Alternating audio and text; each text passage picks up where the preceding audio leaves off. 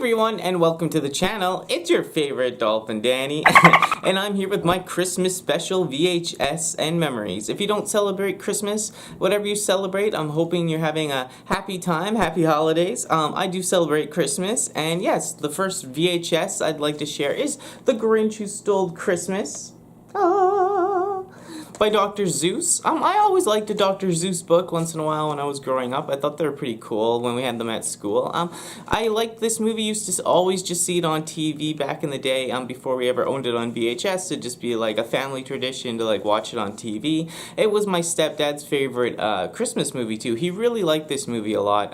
The thing is, he was kind of a grumpy character in real life. I think he related to this grumpy character, and then you know, this character kind of comes around at the end and is like happy, and yeah, my stepdad never got to really experience that. He never came around fully at the end, full circle, and you know, kind of let loose and became happy. I mean, we did share some good times. There were some crazy times too, but everyone always got together for this movie.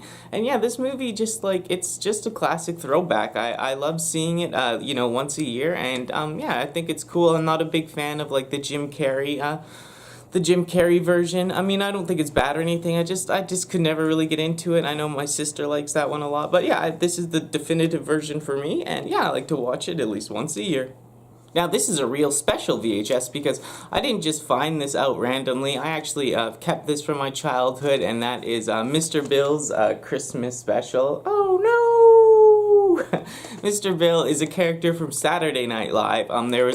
He's like a plasticine guy. He's supposed to be like the plasticine guy. There's a guy that comes in. He's just a hand though. It's like, here's Mr. Hand. Ooh, look at the Christmas cutouts. But he's like Mr. Hand. And then there's a green guy, Sluggo. And they always do something to get Mr. Bill chopped up, thrown off a building, burnt or melted. Like, it's all about him getting his arms ripped off. Even in this movie, he gets his arms ripped off in a VCR, which is actually really funny. And think about it, the old technology. I'll show a clip of that, or a picture. But yeah, this movie is ridiculous. It's full of, at the end, the whole house blows up. All the Mr. Bills get killed. Like, it's just it's just a throwback. I remember this came out like in.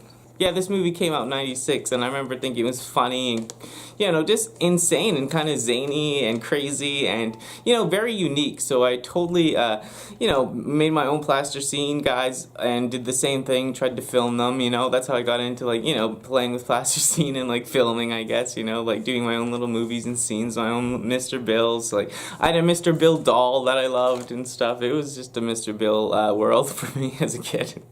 Now, another one we used to always watch as kids was Frosty the Snowman. We actually had this VHS. I used to play it every Christmas. You know, I really liked it. I'm glad I refound this VHS. I was really excited to find this one. And yeah, it's a really funny, he gets like, you know, there's a magician that's teaching the class at the beginning and the kids aren't really paying attention, and then the hat blows out the window or something, and then, you know, it gets on Frosty's head and he's like, happy birthday! And he's like just a lovable, silly character. He's a little woo-woo. But like, as Karen, the girl that goes on with him, she's like the little girl that's like the main character, and like he's trying to get back to the North Pole, and he takes her with her, and like, yeah, he's like a snowman, he's holding her in the North Pole, and she's like frozen solid, and the animals need to make a fire and warm her up, but it's just kind of silly to be like, holy, like he's just holding her, he's not too smart to think like he's cold, the winter's cold, like she's freezing cold, she's almost dead, she's almost an ice block, darling. But yeah, this movie, like, it wraps up well. It's just a good time if you've never seen it. It's such a good holiday movie. I used to watch it a lot as a kid. I just loved Frosty. He seemed like such a lovable and goofy character, and yeah, just the whole happy birthday thing, because like it's the first day he's alive, and it's just a funny movie. I really enjoy it. And one of my all-time favorite Christmas movies, live action, that is, and I mean, this is my all-time favorite live action Christmas movie, guaranteed, is National Lampoon's Christmas Vacation. I mean, just the cover intrigued me a lot as a kid. I would stare at this like a lot, like, oh my god, that guy's getting electrocuted. It must be fun to be a dad, I thought. But anyways, like, it was just like so captivating. This movie is zany, it's crazy, it's right up my alley. Like, I just loved how crazy it was. Like, Clark Griswold and his wife Ellen, like, they have kids, and they invite everyone to their house for Christmas, but everything goes chaotic and crazy. Nothing kind of goes right. Trees are burnt, cats are killed. Like, there's so much going on here, so much cool characters. This is the National Lampoon like vacation series, right? So like, there's other ones like European Vacation and stuff, but this was always my favorite. I did like those other ones though. I really like Chevy Chase is the actor who plays Clark Griswold, and I really liked Chevy Chase as a kid. Maybe a little crush on him, or just thought it'd be so nice to have a silly, fun, open-minded dad like that. Like, I don't know, I just never experienced something like that, and I always lived through this movie wishing like I could experience something like that. But it's a funny movie, not to get too heavy on the emotions, but like, there's so much going on in this movie. His wife's brother comes to town, Eddie, and he's like kind of trailer park trash, or he is that, but it's kind of rude to say, but he's kind of like that, and he's just chaotic and messy and taking a lot of stuff advantage for free and expects all these gifts and stuff, and it's just a crazy movie. One of the things I always remember this movie too, coming on TV when I was a kid. And like, one time I couldn't stay up late enough to watch it, and I remember I like had to go to bed or something, and I was like heartbroken. But most of the time, I don't know why I remember that so much, but most of the time when this show was on TV, I always got to watch it, always got to stay up late, and it was my favorite movie of all time. I always watch it all the time. Like, I didn't even watch it this year because we always save it for Christmas Eve or Christmas Day, or watch it both. Like, if it's on TV after we play it, I love this movie. There's so many layers, and the comedy's so silly, and I know it's not for everyone, this movie, and they prefer maybe a more serious Christmas movie or a different style of comedy, but this is Chevy Chase at his best, and one of my favorites. Like, when they just has crazy humor. Like, at the beginning, like, they go to cut down a tree, and they don't have any axes or saws or anything, and and then the next scene is them driving in a station wagon with the tree on the top with like all the roots, so like they dug it out. It just kind of almost had like a Family Guy, like punch you in the face kind of humor, and before that all kind of existed, and yeah, it was just a holiday smash, one of my favorites. Love the beginning, the opening scene with the reindeers on the roof and that song, "It's this time, Christmas time is here." I can't sing, but I love this movie, one of my favorites. And my all-time favorite animated, well, I guess it's stop motion animated Christmas movie is Rudolph the Red-Nosed Reindeer. Now, I really love this movie. Every time I saw it as a young kid, I could really relate to Rudolph, even though he was different, but you could see that he was different because his nose shined and beeped, and like, I could relate to that, but people couldn't see like my difference totally. I mean, they knew I was off, but like, what I was struggling with wasn't just so much on the outside, people can just like, point a finger at it and say, oh, you're different because you got a shiny red nose, but I could relate a lot to Rudolph. Anyways, and Donner is Rudolph's dad, one of Santa's 12 reindeer, and when he sees Rudolph's nose, he's like, his beak blinks like a bleeping beacon.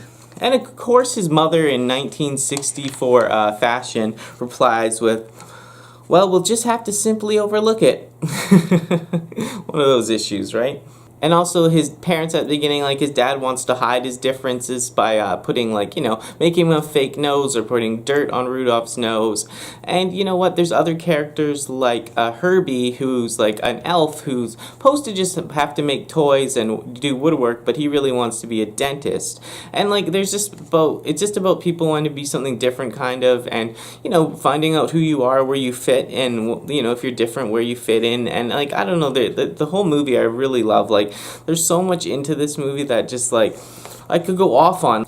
Santa comes in and sees Rudolph, and Santa's kind of like not very nice guy in this movie. Like, maybe later he is, but he's kind of just rude, and he like sees the nose, and he's very disappointed like in Donner about like Rudolph, because he's different, and he's like it's like kind of like a waste or whatever, and like it's just very like because he's different, and they don't accept him right away. Anyways, they mask Rudolph's nose with like a fake nose, and they take him to like the reindeer games, kind of where like the reindeers train and they jump around, and he meets a friend named Fireball, and that Fireball tells him about like the girls that come around. There's a girl named Clarice who sees Rudolph and she likes him right away, a little crush on him, and she asks him like if there's something wrong with his nose because he kind of sounds like his nose is all plugged up because he's got like a fake nose on there, and he's like no, and then she like kind of like says he's cute, and the fake nose comes off, and like Fireball and the coach of the reindeer games, like their eyes roll around their head all crazy, and they're like terrified of him because of the nose comes out and it's beeping and it's red, and everyone's terrified because they've never seen something like that before,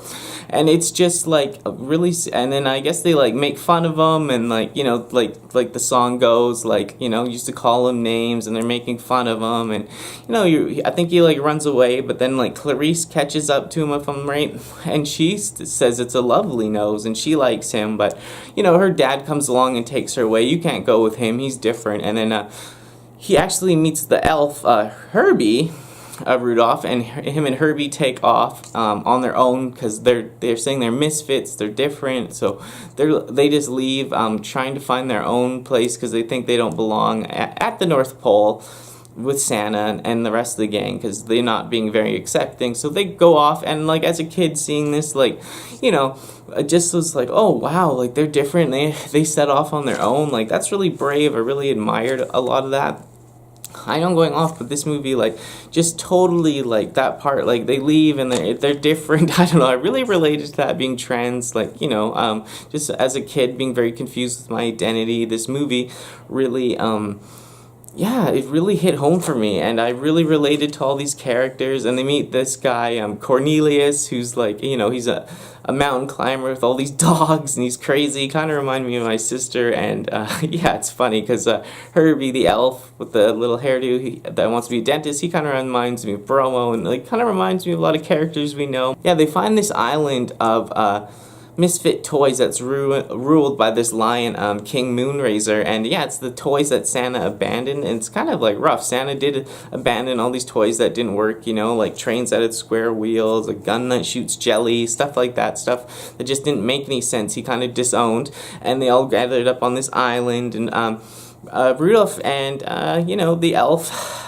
Kirby want to stay there, but they're not accepted because they're not toys. Rudolph, he thinks he's going to put his friends in danger because of his nose, so when everyone goes to sleep that night, Rudolph takes off and adventures on his own, and yeah, he kind of goes on his own adventures, and he actually grows up, and there's like a big storm heading in, like he shows him kind of grow up, like meeting little animal friends on the way, and then like a storm's coming 2 days before Christmas, and he heads back home to tell his parents, like, I've grown up, like, I'm comfortable with who I am, and his family's not there. He can't find Clarice.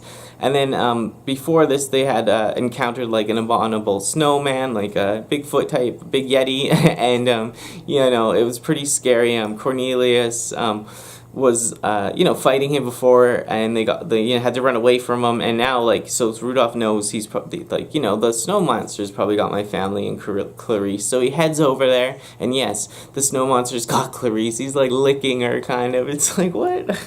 And he runs in, he kind of tries to fight the Yeti, but then he gets bonked on the head, and his eyes are rolling around his head, and then his friends show up, Kirby and Cornelius, the mountain guy, and they drop a rock on his head, and Herbie goes to work on his teeth and takes all his teeth out, and then he's basically the Cornelius says he's basically nothing without his teeth, and that mountain guy Cornelius has a fight with him, and they fall off side of a mountain. They think those guys are done for, and so yeah, Herbie the elf and Rudolph, he sees Clarice all grown up. They start loving each other, and he sees his mom and dad. So yeah, Rudolph and his family and Clarice, they head back to see Santa, and they actually are welcomed with open arms. Even Santa says, even the misfit toys, maybe he judged them, kind of thing, and maybe he'll get them this Christmas.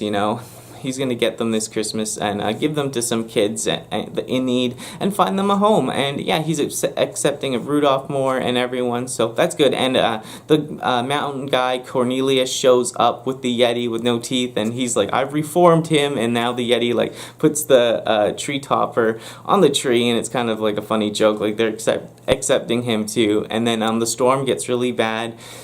really, really bad, and like Santa thinks he has to cancel Christmas, right? And it's just like, oh no, Christmas has to be canceled. And that's not totally true, because Rudolph's nose starts shining and Santa's like, ah, get that out of my face. And then he gets the idea, like, you know, like maybe actually you can guide my sleigh tonight. You can use your nose and we can like see through the storm and we can get the misfit toys and it'll be a Merry Christmas. And that's basically all that happens, you know. And he gets the misfit toys, he gets the girl Clarice, and it kind of just turns into the song, you know, everyone's happy. Yeah, I wanted to go over the whole story and plot because I really like this movie. There's so much to it. All the characters are pretty in-depth. Like, it's just old classic storytelling. And yes, I looked up to Rudolph a lot as a kid, like a ton. Like, I love this movie. Even though I wasn't brave enough back then to be who I wanted to be and people accept me for being different, Rudolph did, and I looked up to that. Like, I wanted to be like a Rudolph. I always liked the leaders. I wanted to be someone that leads, but I also wanted to look like a Clarice.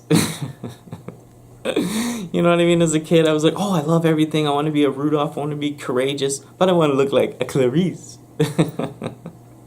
And I know if you've seen this movie, it was probably a lot of me just explaining it, but there's so much funny stuff in this movie. So many cool characters, makes me laugh, and yeah, it's one of the cutest Christmas movies I've ever seen, so. Hey, thank you for sticking around and watching this VHS and Memories Christmas special. I hope everyone's doing good, getting ready for the holidays. It's so soon. Everyone's just, you know, remember to have patience with your family, have patience with yourself, have patience with others, you know.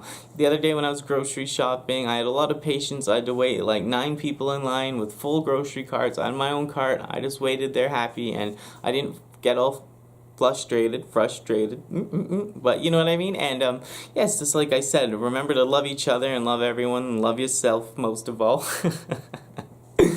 And stay safe, stay positive, and you know what? I might even catch you on that flip side, y'all. Merry Christmas. Bye!